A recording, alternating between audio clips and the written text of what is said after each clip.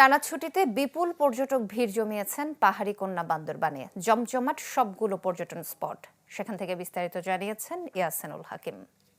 আমি দাঁড়িয়ে আছি বান্দরবানের যে পর্যটনবাহী পরিবহনগুলো সার্ভিল বাস চত্বর থেকে। আমরা সকাল থেকে দেখেছি ৪০০-রও অধিক পরিবহন তারা বিভিন্ন জায়গায় গিয়েছে বলে জানিয়েছে এবং তারা যেটি আমাদেরকে বলছে গত এই টানা ছুটিতে প্রতিদিনে কিন্তু আসলে ৪০০ ৪৫০ গাড়ি আসলে নীলগিরি পর্যটন স্পট থেকে শুরু করে বিভিন্ন পর্যটন স্পটগুলোতে ঘুরে দাঁড়িয়েছে এবং তারা যেটি বলছে বান্দরবানের ৭ উপজেলা ৩৪ ইউনিয়নের যে দুটি পৌরসভা রয়েছে, প্রত্যেকটি পৌরসভায় যে পর্যটন খাত রয়েছে সেই খাতে প্রতিদিন তাদের ১ থেকে ১.৫ কোটি টাকার পরিবহন খাতে আসলে ব্যবসা হয়েছে বলে জানিয়েছে। আমরা কথা বলেছিলাম পর্যটন সমন্বয় পরিষদের সাথে।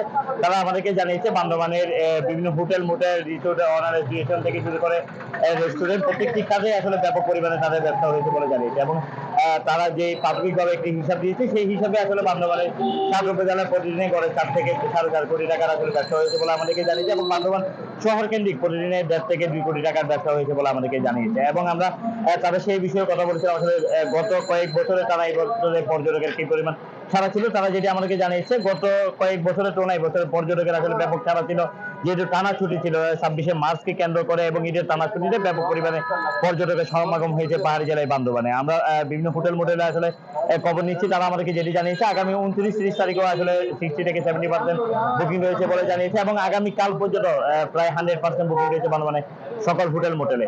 সব মিলিয়ে কিন্তু আসলে এই ঈদের টানা ছুটিতে পর্যটকে মুখরিত ছিল পর্যটন নগরী বান্দরবান এবং এই পর্যটনে এখনো পর্যন্ত পর্যটকে মুখরিত এবং বিভিন্ন পর্যটকের বিভিন্ন পরিবহন নিয়ে গিয়েছে বলে আমাদেরকে জানিয়েছে। সব মিলিয়ে জেলা প্রশাসন এবং পুলিশ প্রশাসন পর্যটন শুরু হওয়ার পর থেকে টানা ছুটিতে ব্যাপক পরিমাণে পর্যটক আসলে সমাগম হয়েছে পাহাড়ি জনপদ বান্দরবানে।